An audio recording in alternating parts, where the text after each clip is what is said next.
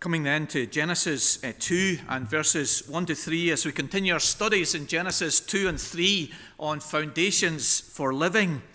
And we come to think of this question at the outset of our study today: how do we grow as a Christian? And it's maybe something we can chat about at the coffee, the tea that will be served here at the front of the church after our service this morning. How do we grow as a Christian? What are the practical ways that we develop in the Christian life?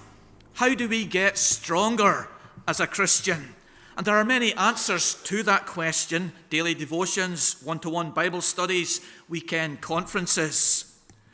But Terry Johnson, in his wonderfully useful book, Family Worship, if you don't have that, it's a wonderful resource for parents as we seek to have family worship in the house. Family Worship book by Terry Johnston, published by Christian Focus Publications. He says, a simple answer, a manageable answer. He maintains that one of the key ways to grow as a Christian, the key way, is by keeping the Sabbath day. That may be a challenge for us, perhaps one that we have not considered, perhaps one that we have considered or lapsed over or discarded or struggled to maintain. But I think that Terry Johnson is right in this. And in our sermon today, we'll be seeing how we can keep the Sabbath day and notice the difference that's promised for us in our lives. I don't know where all of you are in relation to Sabbath keeping. I don't know you well enough to have the answer to that question yet. Many Christians are influenced by the view of Don Carson that we go to church in the morning and then we can do as we wish the rest of the day. Watch football, go to a restaurant, catch a flight. But I'm not going to critique the position of Don Carson today. That's perhaps a sermon for another time. But I want to introduce you to and remind you of our church confessional position. It's different to Don Carson's position. It involves practically no unnecessary travel on the Sabbath, no unnecessary work on the Sabbath, no schoolwork being done on the Sabbath. Positively, we attend morning worship, evening worship, where we are able. We spend the whole day in activities related to God. So Christian literature would be read, Christian videos would be watched, a walk in God's creation might be enjoyed, a visit to the sick or the elderly might be made. And as I thought about this, and I've thought about how we grow as a Christian, and perhaps as you're there this morning thinking about this, I've been amazed at how many of the spiritual disciplines that we've been studying on a Wednesday evening are utilized in this approach: Bible intake, prayer, serving, evangelism, stewardship of money and of time. All of the disciplines that we've studied so far are included in us observing the Sabbath day as our confessional standards set out. Thus, Terry Johnson argues, we don't have to multiply meetings for Christian growth. We don't have to be running here and there and yonder. We don't have to be out many evenings in the week at church meetings, but only to fully utilize which is already there in our local church. We're coming to the third of our 7 foundations for living in Genesis 2 and 3. We've considered work and identity last week. We'll consider covenant tonight, marriage, sin, and grace. And in this sermon, we're forced to consider this element set into the Garden of Eden of the Sabbath. The specialness of this day is indicated in the way that it is reported in verses 1 to 3. In all the other days, the day is prefaced by the words, "And God said, let there be light." This is not a day of work for God. There is no creative activity involved in this day. The day doesn't have, as we'll see, the usual refrain of, "and there was evening, and there was morning." which ends the day. This is the only day of the 7 that is blessed by God. 7 is emphasized 3 times in the phrases in verses 1 to 3. 7 is a number within the Hebrew mind and Jewish thinking of fullness and completeness. And this day is the culmination, the completion of this first week within our world. This was the first full day that Adam and Eve spent in this world, and they spend that day in worship and in rest. You see how the number 7 stands out of the pairings of 1 and 4 and 2 and 5 and 3 and 6 that we find in chapter 1. 7 is an odd number, standing alone, emphasizing its specialness, its distinctiveness. And this is reflected in our translation, isn't it? We have days 1 to 6 in chapter 1, and then chapter 2 begins with the 7th day, emphasizing its distinctiveness. It stands out and apart from the rest. It's a special day, and it should be kept special by us. What is special then about this day? And in our study this morning, we want to see 4 aspects of the specialness of this day. It's our rest day. It's our worship day. It's our blessed day. It's our symbolic day. Our rest day. The word Sabbath is derived from the Hebrew word for rest in verse number 2. We're meant to rest physically, bodily, mentally on the Sabbath day from our ordinary work, if not required in a work of necessity and mercy. God finished his work of creation in 6 days. The term his work is repeated 3 times in chapter 2, verses 1 to 3. The phrase heaven and earth is comprehensive for all things, for angels, for humans, for matter. And added to the phrase heavens and earth, you see, is the phrase and the host of them. A phrase which applies both to the earth and to the heavens. This is a comprehensive summary of all the work that God did, and all his work he did in days 1 to 6. He rested, verse 2 says, and then verse 3, from his work. His work was completed. It wasn't that he was fatigued and had to sit down or had to rest due to tiredness, but rather he had finished his work and he rested from that. The word finished is emphasized in verse number 2. He desisted, he stopped, he ended, he ceased from his work. A similar expression is used at the end of the book of Exodus when Moses completes the tabernacle, that vast project. He finished it. The word is used in Joshua 19 of the people entering the promised land, that they entered and they conquered the promised land. Their entrance was completed. It was finished. God had a lot of work to do in that first week, but he finished it in 6 days.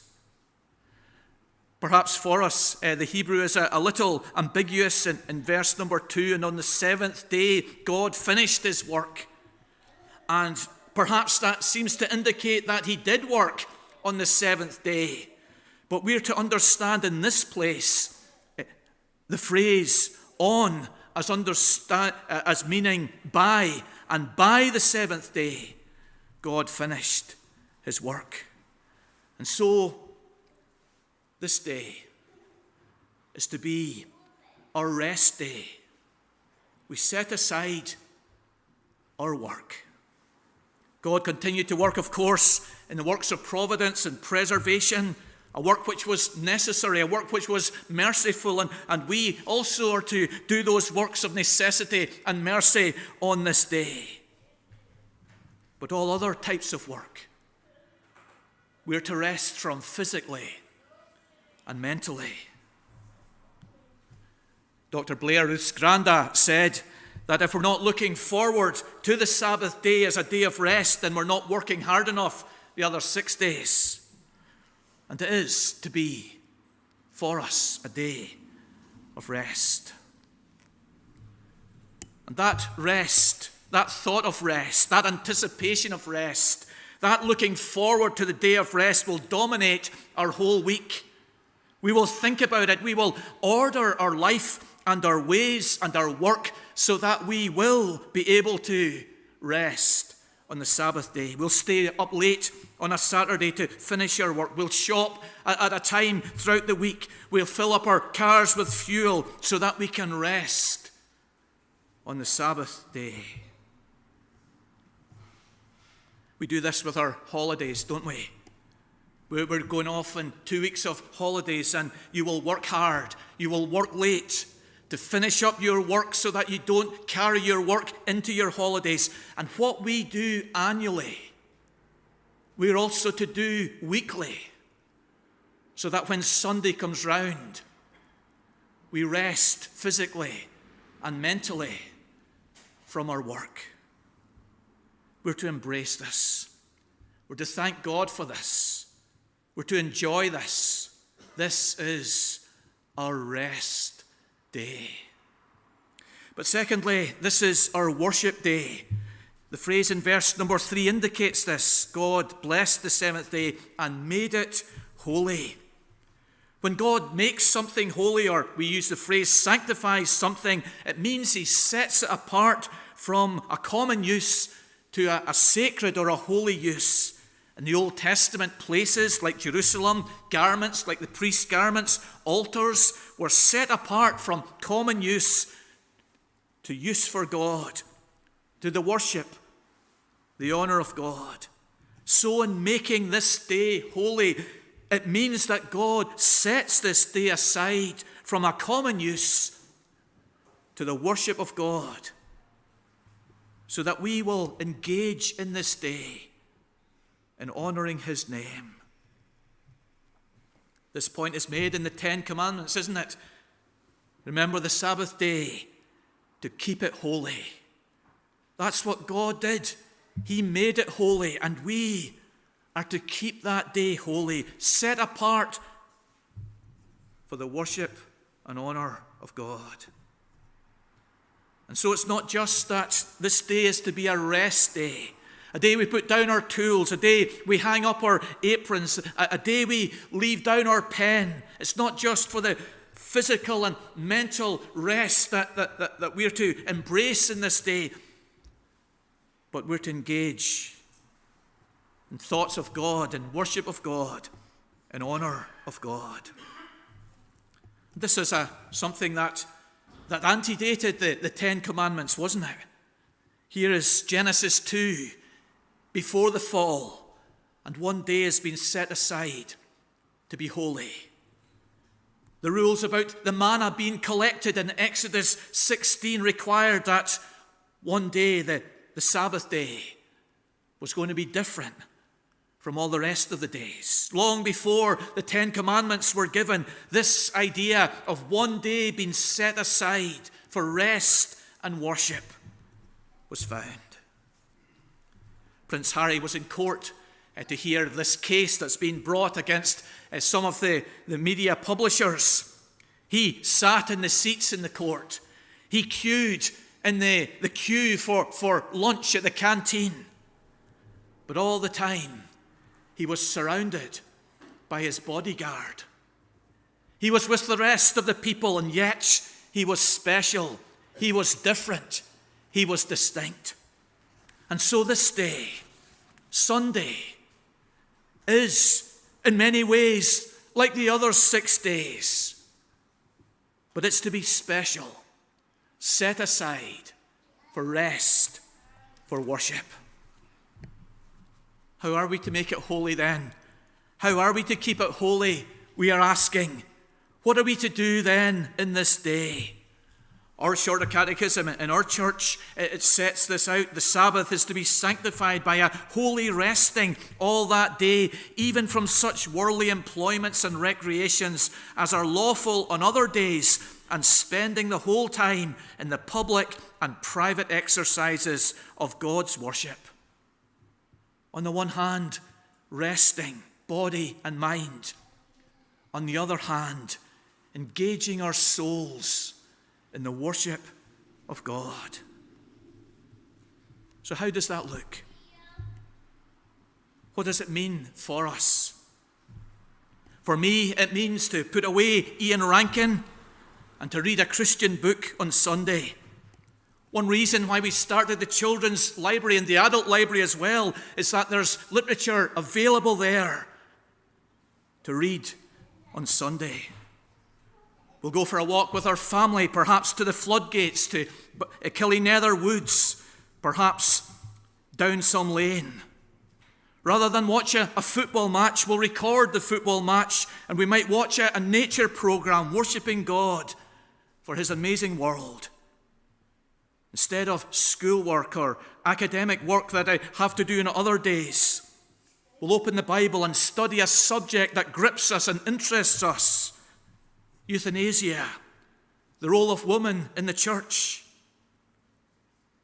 We rest our bodies, our minds, but we occupy our souls in the worship and honor of God.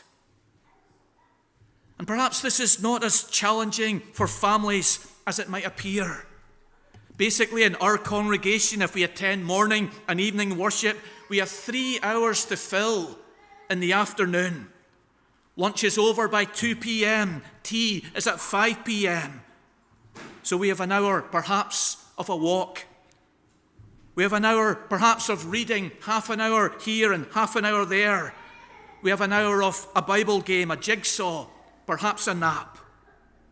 All of us acknowledge that the 10 commandments are still in place. We don't break away that one commandment, I would imagine, from the rest of the 10. So our question is, how do we keep this day holy? Set apart to God, resting our bodies and our minds, but engaging our hearts in worship. Our worship day, our rest day. Thirdly, our blessed day. And this is an incredible dimension to the Sabbath day. God has blessed the day in verse 3. What does that mean? It means that God has endowed this day with special powers. That as we rest our minds and our bodies, and as we engage our soul in the worship of God, we will be transformed. He has blessed the day. This word blessed is used 3 times in the creation account, isn't it? Chapter 1, verse 22, it talks about the animals being blessed. Chapter 1, verse 28, it talks about human beings being blessed. What does that mean? It means that God gave them a role and the ability to fulfill that role. And so when God blesses the Sabbath day, the 7th day, God gives it a role in our lives and the ability to accomplish that role in our lives. What do we need on Sunday? We need refreshment. We need our brain reset. Keeping the Sabbath day will accomplish that. We need to grow as a Christian. Worshipping God on the Sabbath day will accomplish that. God blessed the Sabbath day. And so for us not to observe the Sunday will mean that we're missing out on this blessing in our life, mentally, physically, spiritually. I didn't know this was an Irish proverb, but I'm sure you know the proverb. A Sabbath well spent brings a week of content and strength for the toil of tomorrow. But a Sabbath profaned, whate'er may be gained, is a certain forerunner of sorrow. The Sabbath has been imbued by God with special powers. to bless us. And this transforms our attitude to the Sabbath, doesn't it? Do we want to survive in our workplace? Keep the Sabbath. Do we want to grow as a Christian? Keep the Sabbath. It will bless us mentally, physically, spiritually.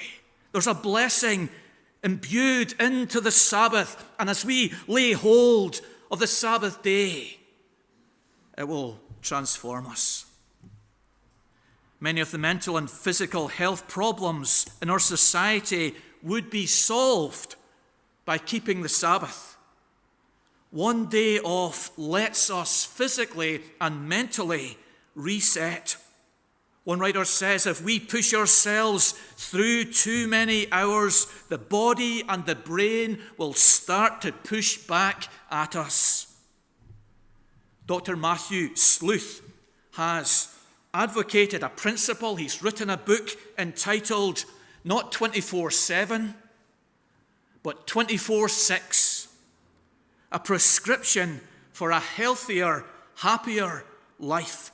He's not a Christian, but he's advocating that you and I don't go at full throttle 24/7, but 24/6, and we have a day off to reset physically and mentally. Terry Johnson maintains that the blessing in the Sabbath is not just for our brain and for our body, but also for our souls. He argues that many of our spiritual problems would be solved by observing the Sabbath day, by coming to worship in our church, by engaging in worship at home. He appeals to the Catechism question, which asks, how do we receive the benefits purchased by Jesus? All those blessings which Jesus has won for us at the cross, how do we get them? The answer is by the Word, the sacraments, and prayer, which he points out is primarily in the church services. The blessings of Jesus come to us as we meet together in worship. It's the sign for our spiritual growth. Above conferences, above one-to-one studies, above church retreats, the ordinary Sabbath day worship services are key to solving our spiritual problems and bringing about spiritual growth. Perhaps it's a new point for us to grow in Christ, just as we worship here twice a Sabbath day. But I think this is a liberating thing, that the search for how we grow as a Christian, the mystery of how we grow as a Christian, is dispelled by this. Keep the Sabbath, and you'll be blessed physically, mentally, spiritually. Be fully involved in your local church. Johnson writes, you won't have to spend another night out. You won't need to add more meetings to an already frantic schedule. The key is to be found in the regular, ordinary, weekly worship services of the church. It's not a glamorous key, he says, but it is the key, nonetheless. And he goes on to talk about the benefits to children worshipping with their parents. He writes, your children will sit with you Sunday after Sunday, watching you publicly humble yourself before God and submit to his word. Among their earliest and warmest memories will be those of holding their parents' hands during church, sitting close to their sides, following along in the psalter, placing money in the offering plate, and bowing their heads in prayer. Do not underestimate the cumulative effect of this witness upon covenant children. It's a blessed day. The blessing is for our brain, The blessing is for our body. The blessing is for our soul. The blessing is for our families. Ferguson, as I've talked to you already, emphasizes that no two parents are to bring up their children on their own. They need the help of the church family. And lastly, it's our symbolic day. There's no closing refrain on the seventh day. There's no end to this day in Genesis 1-3. This indicates that God is showing to Adam and Eve the life that he could give them. Don't eat of the forbidden tree, and this is the life, the eternal life, the endless life of rest and worship. This is heaven breaking into this world. This is what God is offering, a richer life, a higher life, a fuller life than what they had in the Garden of Eden. This endless Sabbath rest is a window into heaven. Every Sabbath reminds us of the rest and the worship of heaven. The mini eggs remind us of the large eggs. They taste the same.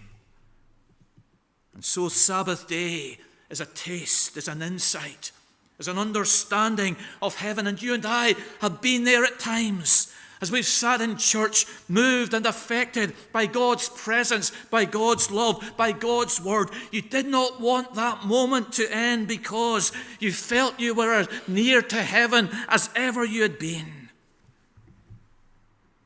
The Sabbath day is to give us that insight, that taste, that experience of heaven. Our rest day, our worship day, our blessed day, our symbolic day. Maybe you're not convinced about this position yet. This is an Old Testament thing, you say. Well, it is in the creation account, isn't it? New Testament church kept the first day of the week. There is that difference that the confession makes between positive and moral laws. The moral law is 1 day in 7. The positive law is which day. The positive law can be changed. The moral law cannot be changed. Maybe you're not convinced. Maybe you've lapsed, keeping God's day holy.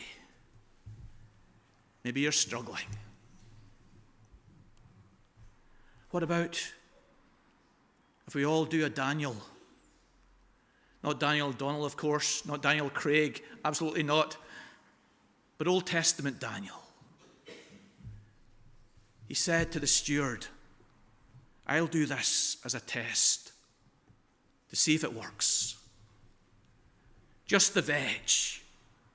Then you come and examine me and see if my way works.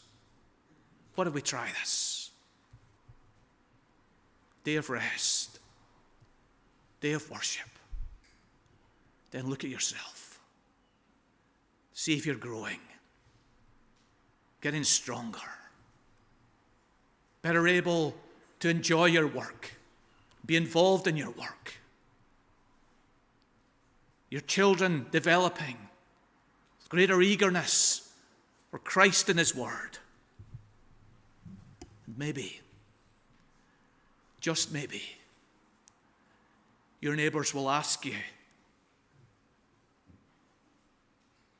what you're doing on a Sunday.